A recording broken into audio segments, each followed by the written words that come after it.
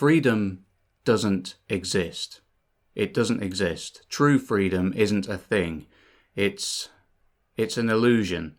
It's a mirage. It's just an idea. It's an abstract concept which is used as a psychological weapon, ironically, as a way of taking people's freedom away, what little freedoms they have. Now, when I say there's no such thing as freedom, I don't mean that it's impossible to have some semblance of freedom in certain ways, but to be a completely free person, it's impossible. No matter where you go in the world, no matter what you do, no matter how hard you work to become the boss of anything, you will always have rules and laws constricting you and other people to answer to. And we're often told that here in the Western world, or in first world countries, that they're free countries, that you're free to live your life as you please, you're free to undertake any kind of training or job that you want to do, you're free to live your life as you see fit. Well, not really. Not really. I mean, a lot of people have their own ideas of what freedom is, and that's the thing. It's a really nebulous term. There's no concrete definition for what freedom is. It means different things to different people, and that's precisely why I have very little patience for something like that. I've found that as I'm getting older, I'm finding myself having less and less time for abstracts and airy-fairy, pie-in-the-sky concepts. You know, I'm starting to have a real appreciation for things that are concrete and real and tangible, things that undisputably do exist. And freedom doesn't, you know. It's a very, very modern thing. We live in modernity, and in modernity, the pursuit of freedom is the number one goal for a lot of people. And they're unaware that they're chasing a phantom. They're chasing something that it's impossible to catch it.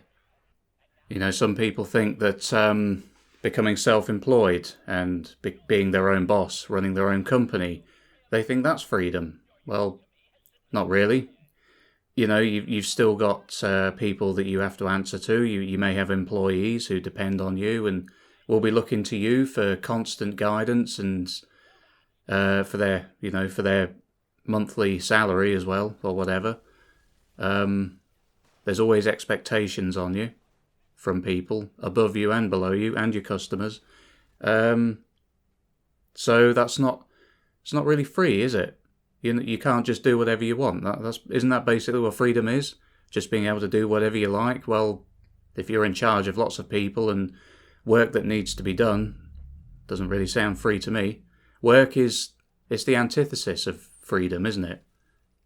And, you know, people think that if I become a millionaire or a billionaire, then I'll be free. Well, the thing is, I've said it before in another video, where I was talking about moving out of your parents' house, getting your own place. And I said in that video that, yes, you know, that people think doing that will solve all their problems. You know, if I could just move out, get my own place, it'll solve all my problems. Does it do that? No, it doesn't. It solves some of your problems, but it creates many more. And the same can be said of becoming rich, becoming a millionaire or a billionaire. You know, if you become extremely wealthy, you will have problems, new problems that you didn't have when you were poor. And you're going to constantly be worrying about losing all of your wealth to, you know, there's there's millions of ways you can lose it. You can have untrustworthy accountants who, you know, because you're not going to be able to, you know, with such vast sums of money, you're not going to be able to deal with all of that by yourself. You're going to need people who, you know, you're going to need accountants. You're going to need people who can put it into stocks and bonds for you. I mean, you can do that kind of thing yourself, but on such a scale, you're going to need a team of people. And what if they're not trustworthy? What if they're skimming off the top and taking your money? That's going to be a constant fear of basically being robbed by the people who you think are on your side. And you're going to be worried about, you know, crashes in the market. and losing loads of your wealth that way. These are all problems you didn't have when you were poor. And, you think, I'm rich, I'm free. Well, you're not. You're not free from the fear and the constant anxiety that'll probably keep you up at night, that you could lose everything. The more you have, the more you have to lose. It's as simple as that. People think that, more down-to-earth things like having a car, that grants you freedom. Well, kind of. You can get around, you can go places you couldn't get to on foot, or that aren't accessible by public transport. Sure, but, when your car breaks down, that's it. It's gone. Freedom, gone. And of course you've got all of the, depending on the country that you live in, all the various things you have to pay for to keep that car going. I mean, obviously we all need to put fuel in our cars no matter where you live, but you may have taxes that you have to pay on it. You have to update its registration and pay that. In here we have road tax, we have MOTs, which is a yearly inspection, which is required by law, required of you by law. Doesn't sound very free to me. And in America, you have other things, similar sorts of things. You have inspections, and that varies by state, but, it's a requirement. And if the cops catch you with a faulty tail light, then, you're going to jail. So, there's some serious freedom granted by owning a vehicle, isn't there? If I didn't need a vehicle, I wouldn't own one, I don't think. It's a money pit. Like many things. Like owning a house is a money pit. Other people think that if I get my dream job, I will be free. Again, no, this kind of... this is similar to the point I made earlier about owning a company or being your own boss. Well, no, if you got your dream job, you're still working for somebody and you have to be there when your boss tells you to be there. You have to wear, depending on where you work, but there's usually some sort of dress code. Depending on where you work, there will be certain expectations of what you wear when you go to work. You can't even choose what shirt or shoes you put on because your boss is going to take issue with it if it's incorrect. Others think that technology will set you free. Having access to the internet and all the information you could possibly ever want.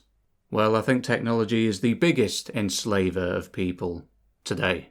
It keeps people glued to it, to screens, and people go down rabbit holes researching things, and you can become enslaved by ideologies that way, or you can become enslaved, well, not enslaved, but you can become sort of psychologically dependent on certain content creators or influencers, people whose opinion you put a lot of stock into. But, they're not anything special. They don't have any special insight into anything.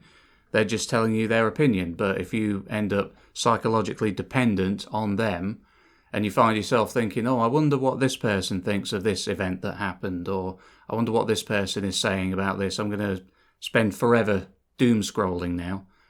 That's not very free. Technology does that to people. Or I should say they do it to themselves. Because, believe it or not, you're not forced to be on social media all day, every day. You're not. You choose to do that. You can talk about dopamine and stuff like that, but at the end of the day, it's your decision. And you should probably start making better decisions if that's how you spend your day. And I'm not judging people for doing that. I myself am guilty of doing that. I went through a phase a few years ago where all I did was watch political stuff, and I got roped into it. I would get genuinely angry at things that have happened. But I realised that, eventually I realised that I was just getting angry at a screen. I was getting angry at pixels and code on a glass screen.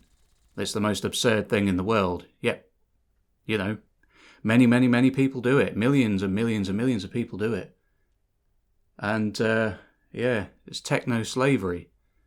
People think that engaging in your hobbies grants you freedom. You're free to choose your hobbies. Well, all hobbies cost money. And you have to work for that money, unless you claim like benefits or whatever, if you're a NEET or what have you. But, you are still dependent on somebody for that money. Nobody's free. Nobody is free. Even the people at the very top, the upper, the highest echelons of society, the elites, they're not free. Not really. They can get away with a hell of a lot more than we can, obviously. Money doesn't buy freedom, but it buys time from the inevitable if you're, of the criminal persuasion. But it's, you're always in combat, you're always in competition with other elites, counter-elites, people who you think are your friends, but at the first sign of trouble, they're going to throw you under the bus. We are all slaves to other people, to money, to our own desires. Nobody is free. There's no such thing as freedom. It is impossible to achieve. I can't stress that enough. There is no such thing as freedom. It cannot be achieved. It's talked about a lot in the Western world in terms of law, especially in America. It's, liberty and freedom and, greatest country in the world and all that sort of thing. The average American will say, yeah, freedom, liberty, freedom, USA, USA, and then scuttle off to their 12-hour shift somewhere, working minimum wage, the same as many other people across the world. But it works as an idea. Freedom. The pursuit of freedom. Chase this thing you couldn't possibly ever catch. And, keep working, keep producing, keep being an economic unit to enrich us. In the US, people think that owning firearms is freedom. Yeah, well, kind of. It's an additional minor freedom that you're granted that many others in the world aren't granted. But, you're not really free to use them. If you try to use them in a seriously anti-establishment way, you get Waco'd. You do. It's not really a freedom when your government is in possession of fighter jets, of tanks, of rocket launchers, of satellite guided missiles and stuff like that. It's not really a freedom. You've got the freedom to shoot tin cans in your back garden. But and the real reason you have them? Yeah, you get them. You get to own firearms. You get to play around with them and stuff. But do you know why you're actually allowed them? It's because your government isn't worried about you actually using them against them. Because you can't. You're not free. You're not free. You don't have the freedom that you think you have. None of us do. And I don't mean to just target Americans there. That's, I do like America. I've been there a few times. It's a cool place. I like a lot of what's there. But yeah, it is a bit of a hot button issue really, where people in America like to gloat about the fact that they can own these toys basically, but the rest of us can't. But we can still own cars in the rest of the world. Cars can be more dangerous than firearms, so it's not really. They're basically just a little indulgence that you're allowed to have. But anyway, we're not free. None of us are. None of us are. Even the people at the very top, from the very top to the very bottom, none of us have freedom. It's just an abstract load of nothing. It's a load of hot air. That's all it is. Yeah. Anyway, that's all I wanted to say in this video. It's just a rambly load of nonsense, I guess. Hopefully it was somewhat articulate and you were able to understand what I was actually trying to say. But yeah, thanks for watching. Please like and subscribe, all that YouTube stuff, blah, blah, blah, blah, blah. I'll see you in the next one. Take care. Bye.